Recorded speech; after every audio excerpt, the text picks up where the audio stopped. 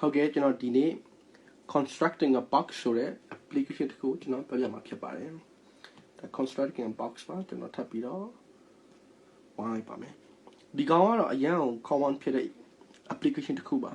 quadratic equation တစ်ခုဘယ်လို solve လုပ်ကြမလဲဆိုတဲ့ concept တစ်ခုကောင်းကောင်းပေးနိုင်တဲ့ဒီ example တစ်ခုပါဒီ example ကတော့ကျွန်တော် college မှာလည်းသုံးတယ် GC မှာလည်းကျွန်တော်ဆောင်းမွေးမှာလည်းသုံးခဲ့တယ်ပြီးရင်ပုတ်စာတွေအများကြီးကျွန်တော်တို့ဒီပုံစံမျိုးစင်လူမျိုးမှာလည်းအများကြီးရှိခဲ့ပါတယ်အရင်တည်းကအခုထိပါပဲအဲ့တော့အခုကတော့ဘာပြောလဲဆိုတော့နံပါတ်1ကsquare sheet တစ်ခုယူလိုက်ပါတယ် square meter sheet တစ်ခုယူလိုက်ပါတယ်အဲ့တော့ပြောရင်းနဲ့ကျွန်တော်ပုံဆွဲပြပါမယ် square meter sheet တစ်ခုကျွန်တော်ယူလိုက်ပါ size ကတော့ဘယ်လောက်မှမသိဘူးအဲ့ဒါကျွန်တော် x လို့ပေးလိုက်ပါမယ်ကျွန်တော်အခုဆွဲတာ square ပါဒီမှာကျွန်တော် rectangle နဲ့တူနေပါတယ်အဲ့စိတ်ထဲမှာ square လို့သတ်မှတ်လိုက်ပါsquare sheet တစ်ခု metal sheet တစ်ခုယူလိုက်ပါယူပြီးရင်ဒါ square metal sheet ပါနော်ပြီးယူပြီးရင် remove 9 cm square 9 cm square ရှိရဲ့ဘေးက size လေးဖောက်ထုတ်လိုက်ပါခက်ချက်ထုတ်လိုက်ပါအမှန်ဒီအနီနဲ့ဆွဲပြတဲ့ဟာတွေအကုန်လုံးအတူတူဖြစ်ကြအောင် size ရပြီးရင်ဒီကောင်တွေကလည်း square ဖြစ်ကြမှာအဲ့ကျွန်တော်ရေးလိုက်ပါမယ်9လိုက်ပြီးရေးလိုက်ပါ9 cm အဲ့တော့ဒီကောင်က9 cm ရှိရဲ့ square လေးပါဘေးနာဒီ corner လေးကိုဖောက်ထုတ်မယ် shade လုပ်ပေးလိုက်မယ်အဲ့ဒါဖောက်ထုတ်ပေးလိုက်မယ်ဖောက်ထုတ်ပေးလိုက်မယ်ဆိုရင်ကျွန်တော်တို့ကြံတဲ့ဟာကဘယ်လိုပုံစံလေးဖြစ်မလဲဆိုတော့အခုကျွန်တော်အကြံဆွဲပြလိုက်ပါမယ်မြန်လေးပေါ့နော်ဒီလိုပုံစံလေးကြံခဲ့ပါမယ်ဒါဆိုရင်တော့ box လုပ်လို့ရပါပြီဒီကောင်လေးတွေကိုကြံတဲ့ဘေးကဒီအနားလေးတွေကိုချိုးလိုက်ချိုးပြီးသွားတဲ့ခါကျရင်လူတွေမြင်မှာပေါ့နော်ချိုးပြီးသွားတဲ့ခါကျရင်ဒီဘက်ကောနော်ကျွန်တော်တော့လေးပြလိုက်ပါဒီကောင်လေးတွေပေါ့ဒါလေးကြက်မှာပေါ့ပြီးချိုးပြီးခောက်လိုက်တဲ့ခါကျရင် box တစ်ခုဖြစ်သွားမှာပေါ့အဲ့တော့ box တစ်ခုဖြစ်သွားမယ်ဆိုရင်ဘယ်လိုပုံစံ box ဖြစ်မလဲဆက်ဆွဲလိုက်ပါမယ် box တွေကတော့ဒီလို box တွေဖြစ်သွားမှာပေါ့အခုကျွန်တော်မြင်လက်ရှိမြင်နေရတဲ့ဒီ dimension တွေကတိကျမဟုတ်ပါဘူးစိတ်ထဲမှာဟာဒါတို့ဖြစ်ကြမယ်ဟိုကတူတရားရှင်နေအဲ့လိုမဟုတ်ပါဘူးနော်စိတ်ထဲမှာတော့ဒီကျွန်တော်တက်ထားတဲ့နံပါတ်တွေကိုလိုက်ကြည့်ပြီးတော့စိတ်ထဲမှာမှန်းထားပါပုံရဲ့အနေထားကိုကဲဟုတ်ပြီအဲ့တော့ဒီ length တွေကဘယ်လောက်ဖြစ်မလဲကြည့်ကြည့်အောင်ကျွန်တော်အရင်ချရေးလိုက်ပါမယ် length ကဒီကောင်က x - 18ဖြစ်ပါမယ်ဘယ် length လဲဆိုတော့ဒီအရှိဒီ length မှာထူးထူးထက်ထက်ဆွဲထားတဲ့ length မှာအဲ့တော့အဲ့ length ကဘာလဲအဲ့ကောင်ကကျွန်တော်ဒီမှာပထမပုံတော့ပြန်ပြမယ်ဆိုရင် ဟောဒီထိတ်ကနေဟောဒီထိတ်က x ပါဟုတ်တယ်နော်ဒါလက်ခံပါတယ် square ဆိုတော့ကဲကောင်းပြီဒါဆိုရင်ဟောဒီအနီဟောဒီထိတ်နေရာလေးကဘယ်လောက်ဖြစ်မလဲဒီကောင်က9အဲ့တော့ဟောဒီထိတ်ကနေဟောဒီထိတ်က9ရှိတယ်ဒါဆိုရင်ဟောဒီလက်ရှိဂျားရဲ့ဟာလေးကဘာဖြစ်မလဲအဲ့ x ထဲကနေ9အနှုတ်9ပေါ့9နဲ့9က18ပေါ့အဲ့တော့ x - 18ပါအဲ့ကြောင့်မို့ဒီအောက်ကခြေရတဲ့ဟာအောက်ခြေလေးက x - 18ပါအခုဒီအောက်ခြေလေးပေါ့ဒီကောင်လေးပေါ့ထူးဆွဲတဲ့ဟာလေးပေါ့နော်ဒီအောက်ခြေလေးက x - 18ပါအဲ့တော့ဒီပုံစံနဲ့ပါပဲဒီဘက်ဘေးမှာဒီဘေးမှာရောဒီဘေးကလည်းပုံစံတူတူပါပဲကျွန်တော်ထူးထူးဆွဲလိုက်ပါမယ်ဒီထူးထူးဆွဲတဲ့ဟာလေးကဘာဖြစ်မလဲအပြင်ကိုထုတ်ပြီးရေးလိုက်မယ်ဒီကောင်လေးကလည်းဒီလုံချောင်းလေးကလည်း x - 18ပါပဲအဲ့ဒီတုတ်ချောင်းလေးကတော့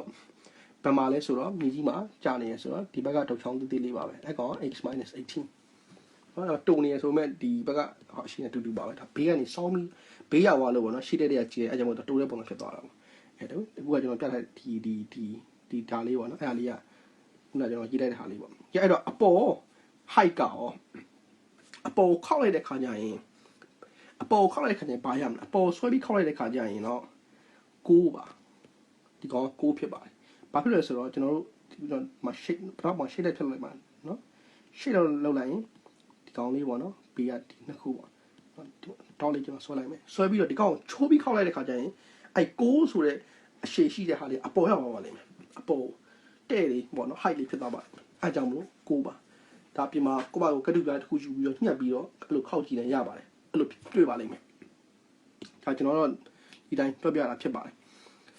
အဲစူးစမ်းပြီးတော့မြင်ကြည့်ပေါ့နော်စိတ်ကူးထဲမှာကဲအခုတိသွားပြီဆိုရင်ဒါကိုတိသွားပြီဆိုရင်တော့ဘာပြောထားရဆိုတော့ပုတ်စာနောက်တစ်ဆင့်က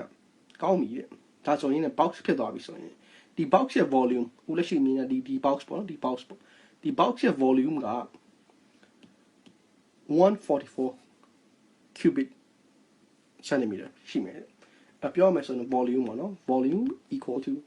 144ဒါသူပေးထားတာပေါ့ကဲဟုတ်ပြီဒါဆိုရင် box ရဲ့ volume ကပါလဲ box ရဲ့ volume ကတော့ length into width into height ပေါ့အဲ့တော့ဆိုရင်တော့ x minus 18ရဲ့ length ကပြီး x minus 18 to width ကလည်း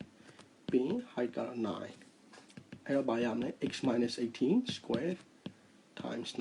9ဒါပေါ့ရတာပေါ့ဒီကတော့ volume ပေါ့နော်ဒီကောင်ကဘာနဲ့ညီလဲဆိုတော့144နဲ့ညီတာပေါ့အဲ့တော့ကျွန်တော်ပြန်ပြီးတော့ပြင်ပြီးရေးလိုက်ပါမယ်အောက်မှာ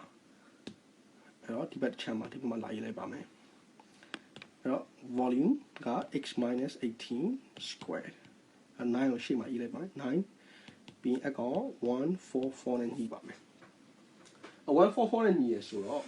ကျွန်တော်တို့ဟိုဘက်ဒီဘက်ကိုကျွန်တော်9နဲ့စားလိုက်ပါမယ်9နဲ့စားလိုက်ရင် x minus 18 square equals to 16ရပါမယ်အဲ့တော့ဒါကိုကျွန်တော် square root method နဲ့သုံးလိုက်မယ်ဆိုရင် x minus 18 equal to plus or minus square root of 16 square root of 16 plus or minus 4ရပါမယ်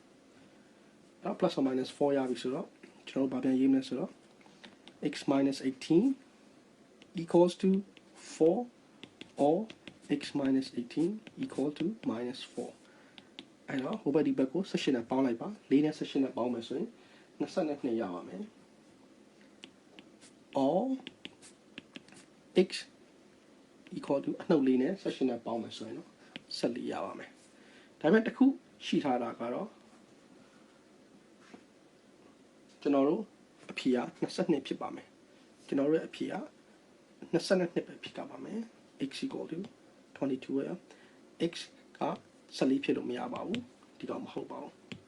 ဒါဘာကြောင့်လဲဆိုတော့ဒါလာမယ်ပေါ့နော်ဆိုတော့ x equal to 22